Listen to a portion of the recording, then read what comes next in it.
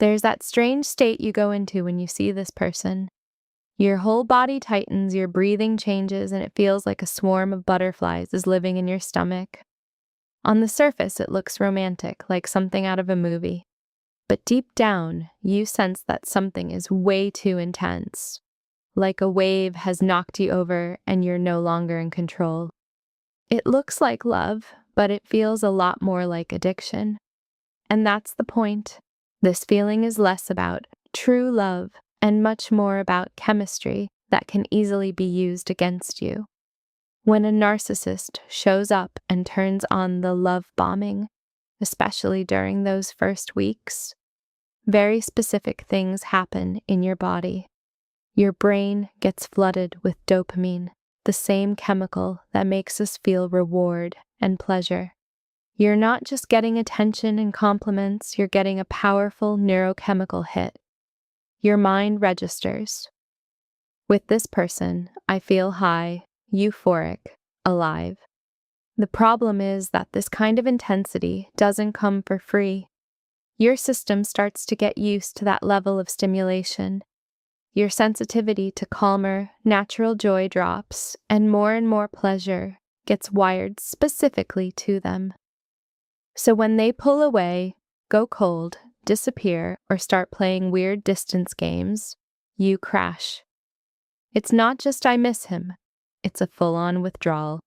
Your body wants the source of that high back. Normal, steady sources of pleasure don't feel like enough anymore. It wants that sharp spike. That's why when they're gone, you feel physically awful, anxious, empty. And the moment they reappear, you suddenly breathe again, even if you know logically that you suffer with them. At that point, the narcissist functions like a chemical drug, and that's incredibly convenient for them. You feel sick, and they become the only pill that seems to make it stop. At the same time, there's a paradox. When they stay around for long enough, especially after the mask drops, it becomes unbearably boring. You might catch yourself thinking there's nothing to talk about, nothing to share, just an empty presence next to you. In the beginning, you had bright conversations, shared jokes, connection until late at night, that feeling of soulmate. Later, there's silence inside. And it makes sense.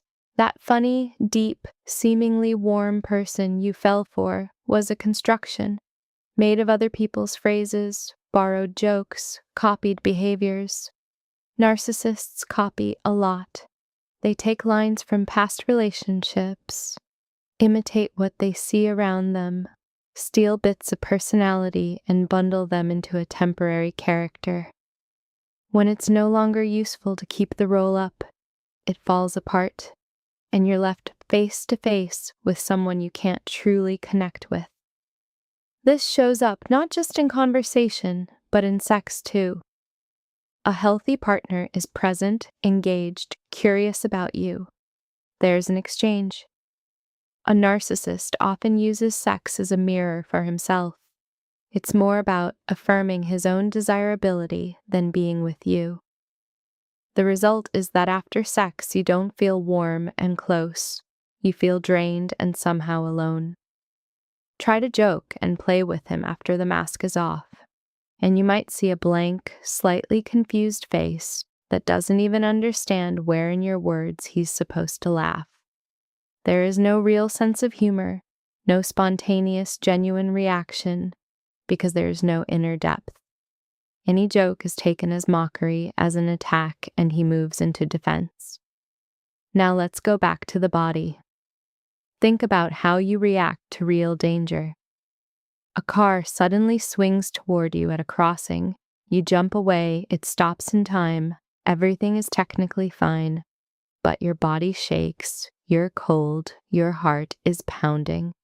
That's an adrenaline surge, the classic fight or flight response. It's healthy when it happens rarely and briefly. And you live in a relationship with a toxic person, your body can end up in a similar mode over and over again.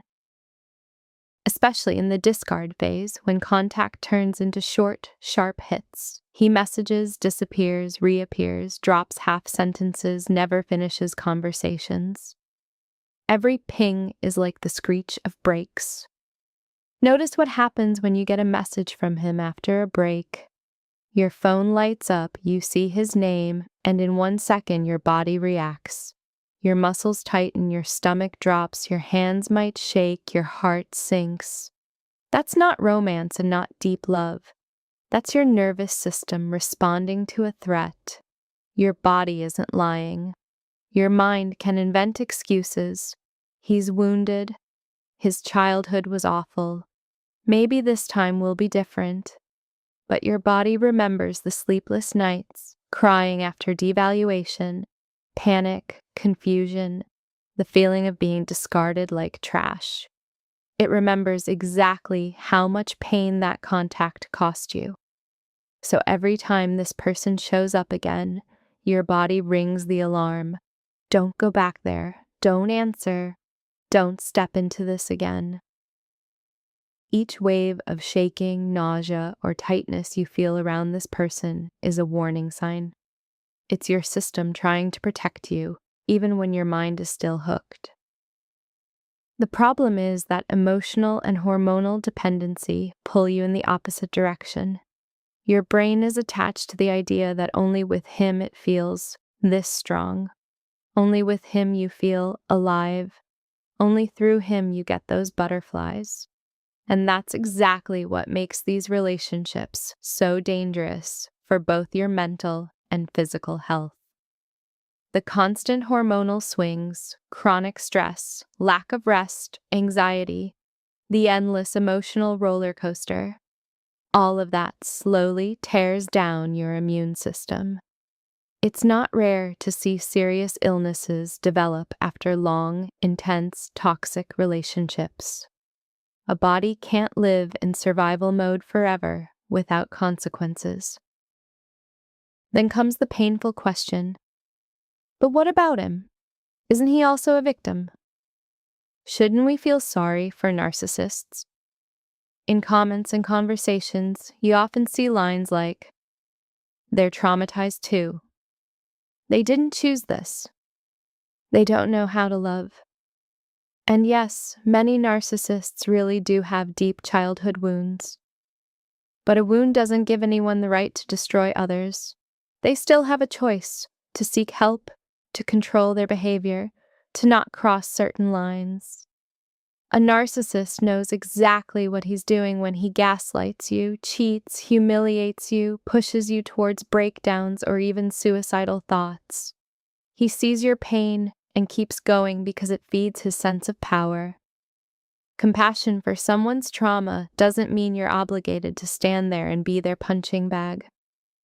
That's why you don't owe a narcissist understanding, second chances, or endless patience. If you recognize that you are dealing with a toxic, destructive person, your job is not to fix him, educate him, or revenge. Your job is to get out, not to build a complicated strategy, not to hope for an awakening, not to spend your life explaining and proving. In relationships with a narcissist, nothing works except cutting the cord and stepping out of their reach. As long as you keep answering, arguing, explaining, trying to get closure or justice, you're still inside his game, which means you're still hooked. Your new life begins the moment you cut that rotten connection. It's scary, it brings emotional withdrawal, it takes time to heal, but this is what gives your body and mind a chance to reset.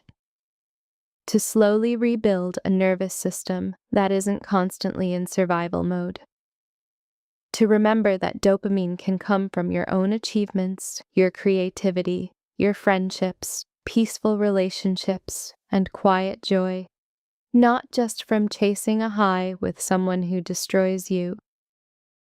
If you recognize yourself and your ex in this description, don't waste energy on blaming yourself for being addicted.